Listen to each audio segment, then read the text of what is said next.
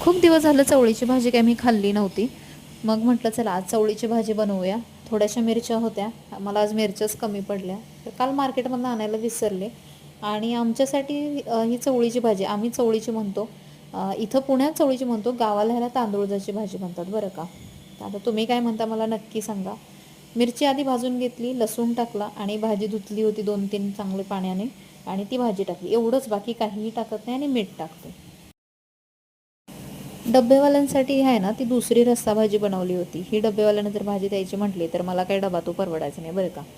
आणि ह्या भाजीवरती झाकण थोडंसं ठेवलं होतं, थोडंसंच, कारण बाजूला माझी दिदी आहे ना ती भांडे घासत होती, मग उडल बिडल म्हणून मी त्यांच्यावरती झाकण ठेवलं होतं. आणि एकच भाजी होती खरं तर बाकीच्यांसाठी मला वेगळी बनवावी लागली, म्हणजे आज 3 वेळा भाजी बनवायचं कुटाणं करायला लागलं मला. तर ही भाजी शिजून कमी झाली. डबेवाल्यांसाठी मोडाची रस्सा भाजी केली. आणि हे आमचे डबे आहेत सकाळ सकाळचे. सकाळ सकाळी आता कोणी मला ह्याच्यावर कमेंट करू नये, नको करू नका पारुशे म्हणून.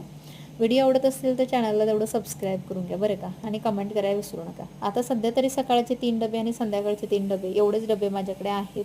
हा डबा आहे आमच्या पतिदेवांचा. डबे पटापटा आवरले आणि पटकन कामाला निघून गेले. आणि जे डबेवाले आहेत जे मेसचे, त्यांनी आपापले डबे येऊन नंतर नेतात. घरी माझी बहीण असते, तिच्याजवळ मी डबे ठेवून येते, ती देऊन देते त्यांना. चला बाय बाय.